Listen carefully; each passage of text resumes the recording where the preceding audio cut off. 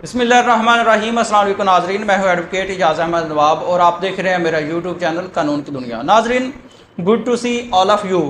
मैं इस short and sweet clip में बात करने वाला हूं चीफ जस्टिस उमर अता बंदयाल साहब की रिटायरमेंट और उनकी रिटायरमेंट से आखिरी 2 दिन इंतहाई इंपॉर्टेंट उनकी तमाम सर्विस के और पाकिस्तान की तारीख के इंतहाई 2 इंपॉर्टेंट केसेस जो हैं उनके पास पेंडिंग हैं, जिनकी समाअत कंप्लीट हो चुकी लेकिन अभी तक फैसला नहीं सुनाया। पहले बात कर लेते हैं रिटायर होने वाले चीफ जस्टिस उमर अता बंदयाल साहब ने फुल कोर्ट रेफरेंस भी कर लिया अलविदाई, और सुप्रीम कोर्ट बार एसोसिएशन ने उनको अलविदाई तकरीबात भी दे दी।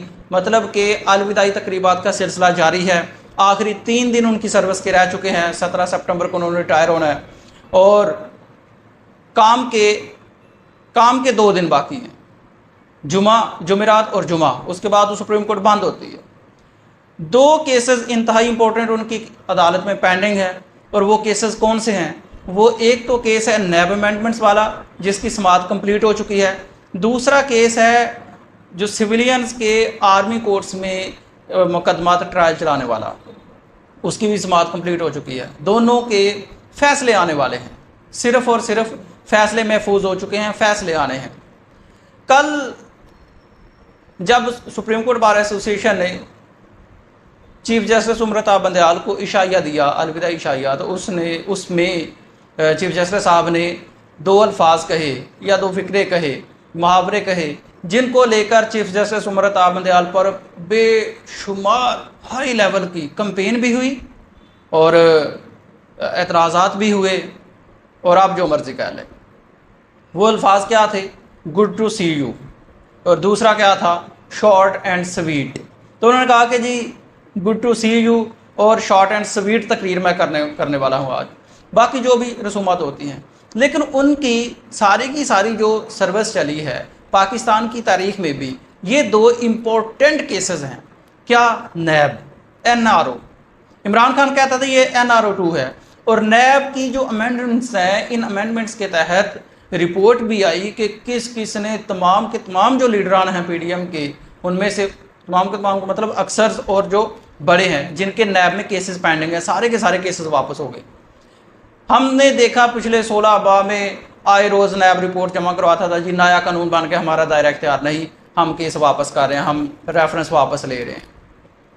तो ये जो चांसेस हैं, कभी इम्कान है जो कानून से लगता है, आइन से लगता है और कानून की सिचुएशन से लगता है और चीफ जस्टिस के रिमार्क्स से लगता है कि ये जो नैब अमेंडमेंट्स थी ये रिवर्स होने वाली हैं।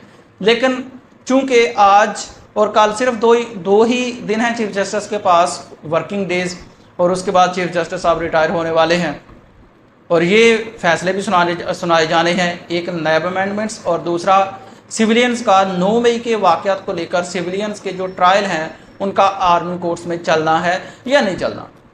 ये भी पाकिस्तान की तारीख में फैसला कुन फैसला है। ये पाकिस्तान की जो जुडिशरी है उसकी पावर्स, और जो आर्मी है उसकी पावर्स, और जो सिविलियंस है उनके ट्रायल आर्मी कोर्ट्स में चलने के हवाले से पाकिस्तान की तारीख का इंतहाई और इम्पोर्टेंट केस है। इस केस की बिना पर अगले 20 से 30-40 साल तक फैसले होने हैं, इकलाब बनना है। तो वो भी इंतहाई इंपॉर्टेंट, ये दोनों इंतहाई इंपॉर्टेंट केस और दोनों चीफ जस्टिस उमर अता बंदयाल की सर्विस के भी इंतहाई इंपॉर्टेंट डेज हैं, ये केसेस हैं, उनका आज फैसला होना है। लेकिन अलविदाई तकरीबात हो गई हैं, आज या कल 2 दिन है। देखना ये है कि क्या चीफ जस्टिस उमर अता बंदयाल साहब, वैसे तो उन पर बड़े इल्ज़ामात हैं, पाकिस्तान की तारीख का अगर आप कह सकते हैं तो ये भी इल्ज़ाम है कि वो कमज़ोर तरीन चीफ जस्टिस साहब साबित हुए हैं। उसकी सबसे मेन वजह है कि पाकिस्तान में इन 16 माह में आइन को रोंद कर रख दिया गया। आइन कहता था 90 डेज़ के अंदर इलेक्शन करवाने हैं, लेकिन जो PDM की हुकूमत थी उसने नहीं करवाए।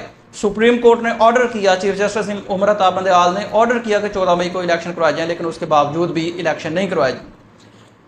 उमर अता बंदयाल ने ऑर्डर किया कि पैसे जारी किए जाएँ इलेक्शन कमीशन को, लेकिन नहीं हुए।